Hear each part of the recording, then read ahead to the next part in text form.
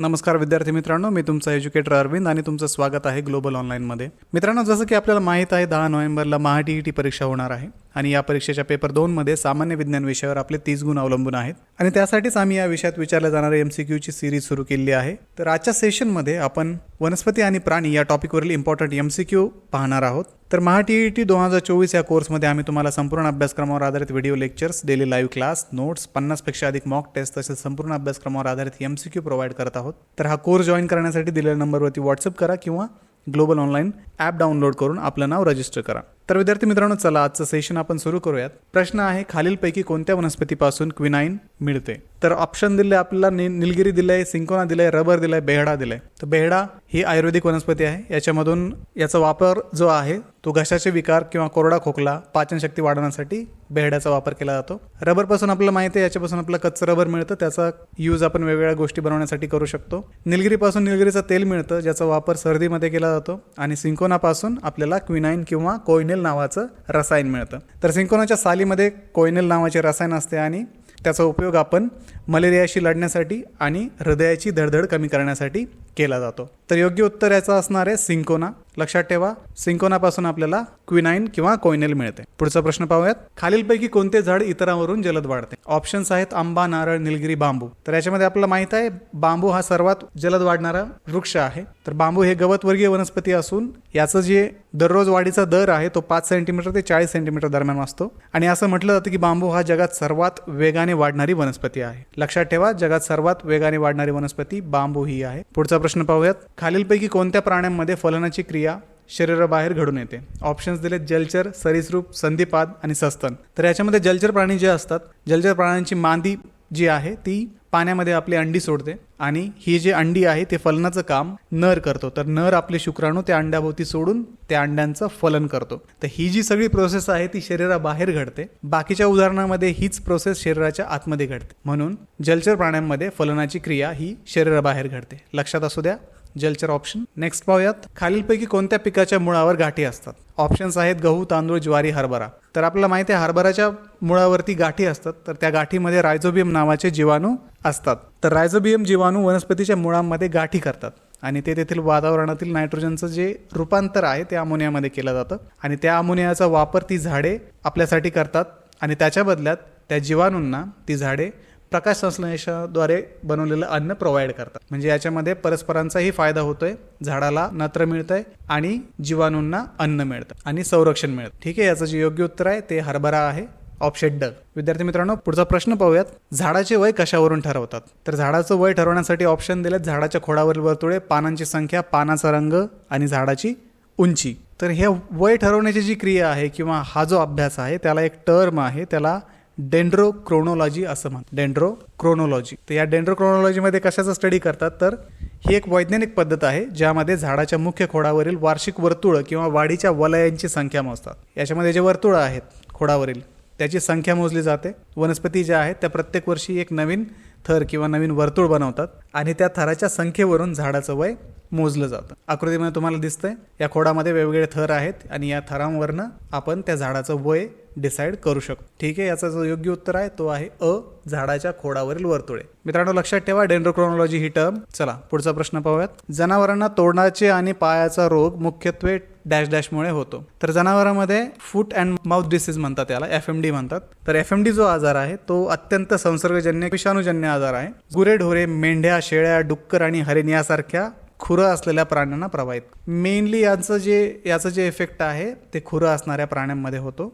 ते प्राणी आहेत मेंढ्या असतील, शेळ्या असतील, डुकरं असतील किंवा हरिण असेल. तर याचं योग्य उत्तर आहे विषाणूजन्य. विद्यार्थी मित्रांनो, लक्षात ठेवा FMD किंवा फूट अँड माउथ डिसीज हा विषाणूजन्य आहे.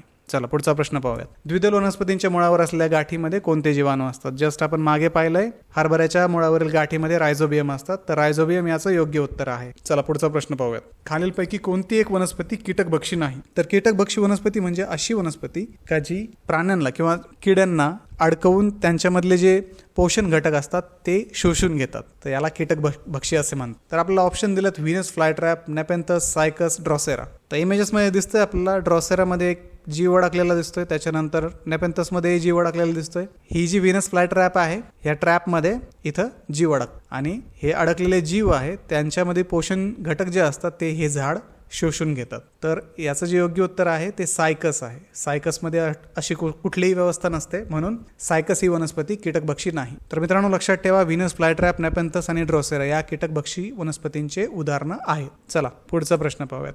पाण्यातील हिरव्या वनस्पती जलचरांच्या जीवनास उपकारक का ठरतात? तर आपल्याला माहिती आहे की आपण हिरव्या वनस्पती ज्या पाण्यामध्ये असतात त्यांना शैवाल असे म्हणतो किंवा शेवाळ असतो, आणि शेवाळ मुख्यत्वे करून हिरव्या रंगाचं असतं. आणि हिरव्या रंगाच्या वनस्पतीमध्ये प्रकाश संश्लेषण केलं जातं, आणि हे प्रकाश संश्लेषण केल्यानंतर त्याचा जो बाय प्रोडक्ट आहे तो म्हणजे ऑक्सिजन. हा ऑक्सिजन बाहेर टाकला जातो, आणि ज्या अर्थी त्या पाण्यामध्ये असतात हा ऑक्सिजन पाण्यामध्ये सोडला जातो, आणि त्या पाण्यामध्ये सोडल्या गेलेल्या ऑक्सिजनचा उपयोग जलचरांना होतो. तर मग याचं जे योग्य उत्तर आहे त्या प्राणवायू सोडतात हे आहे. तर जलचरांना पाण्यातील हिरव्या वनस्पती या फायदेशीर असतात कारण त्या प्राणवायू सोडतात. चला पुढचा प्रश्न पाहूयात. प्रौढ बेडकास खालीलपैकी कोणता अवयव नसतो? ऑप्शन्स दिलेत: पाय, डोळे, डोके, मान.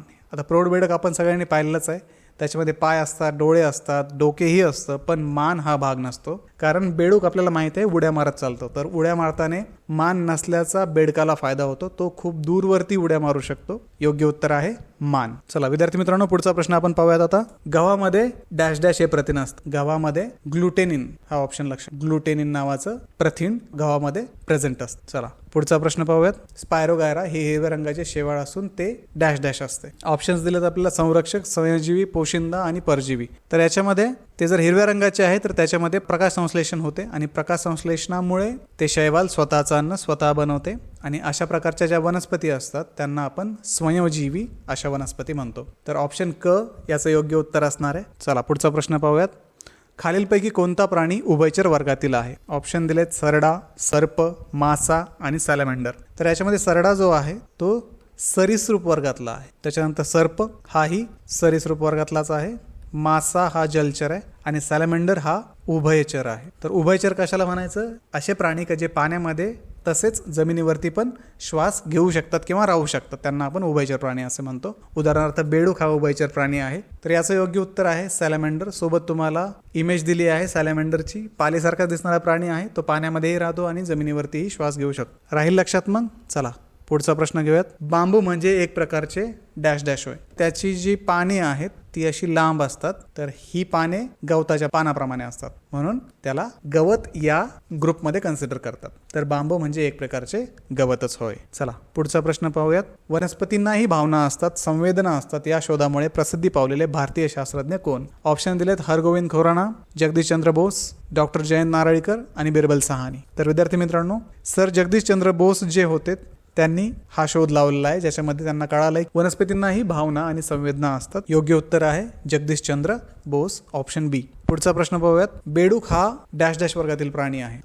आपण पाहिलं होतं जसं सॅलमेंडर उभयचर आहे तसाच बेडूक पण उभयचर वर्गातला प्राणी आहे. तो पाण्यातही राहू शकतो आणि जमिनीवरतीही राहू शकतो. चला पुढचा प्रश्न पाहूयात. खालीलपैकी डॅश डॅश हा जलचर सस्तन प्राणी आहे. उदाहरण दिलेत: कांगारू, देवमासा, ओरंगुटान आणि सुसर. तर आपल्याला विचारलंय जलचर सस्तन प्राणी. आता जलचरामध्ये सुसर उभयचर आहे ती, पण ती सस्तन नाहीये. त्याच्यानंतर कांगारू जो आहे तो सस्तन आहे पण जलचर नाहीये. ओरंगटान जो आहे तो जलचर नाही, तो सस्तन आहे. पण हा जो व्हेल आहे तो जलचर पण आहे आणि सस्तन पण, म्हणजे तो स्वतःच्या पिल्लांना जन्म देतो, अंडी घालत नाही आणि पाण्यात राहतो. तर याचं योग्य उत्तर आहे देवमासा, ऑप्शन क.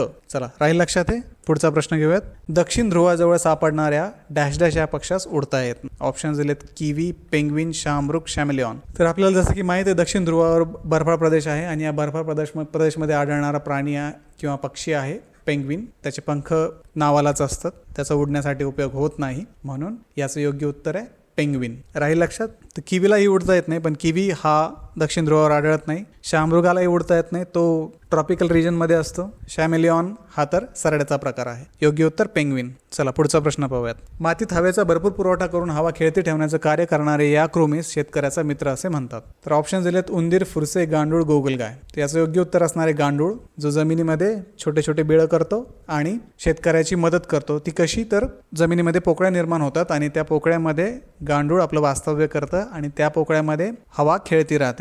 योग्य उत्तर गांडूळ. पुढचा प्रश्न पाहूयात. कोणत्या स्वरूपात वनस्पती नायट्रोजन मिळवतात? तर वनस्पती हवेमधला नायट्रोजन जसाच्या तसा घेऊ शकत नाही. जसा आपण प्राणवायू घेऊ शकतो तसा वनस्पती नायट्रोजन घेऊन त्याचा उपयोग आपल्या वाढीसाठी करू शकत नाही. तर त्यांना मुळाद्वारे या नायट्रोजनचा पुरवठा केला जातो. तर त्या मुळांमधून नायट्रेट्सच्या स्वरूपामध्ये हे नायट्रोजन ॲब्सॉर्ब केलं जातं. तर याचं योग्य उत्तर आहे अ, नायट्रेट्स. लक्षात ठेवा, वनस्पतींना नायट्रोजनचा सोर्स जो आहे तो नायट्रेट्स आहे. चला पुढचा प्रश्न पाहूयात. गव्हामध्ये साधारणतः किती टक्के प्रथिनं असतात? तर गव्हामध्ये प्रथिन आपण पाहिलंय, ग्लुटेनिन नावाचं प्रथिन असतं आणि त्याचं जे प्रमाण आहे ते 12% आहे. तर याचं योग्य उत्तर आहे ड, 12%. गव्हामध्ये साधारणतः 12% प्रथिन असते. लक्षात ठेवा. पुढचा प्रश्न पाहूयात. कोणत्या घटकामुळे दूध चवीला गोड लागतं? चवीला गोड लागण्यासाठी शर्करेचा मुख्य याच्यामध्ये उपयोग आहे. तर दुधामध्ये लॅक्टोज नावाची शर्करा असते, त्याच्यामुळे दुधाची चव ही गोड लागते. ठीक आहे. चला पुढचा प्रश्न पाहूयात.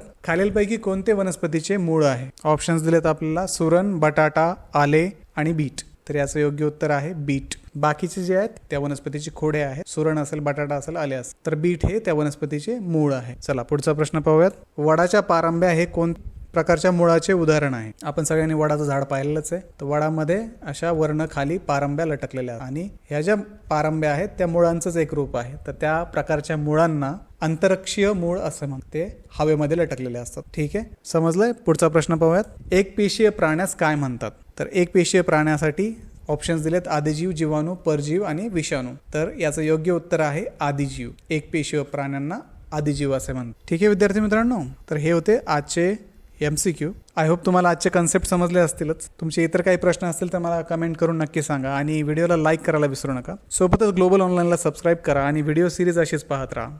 यामुळे आपल्या परीक्षेमध्ये नक्कीच फायदा होईल. आजचं सेशन आपण कंप्लीट करूयात. थँक्यू.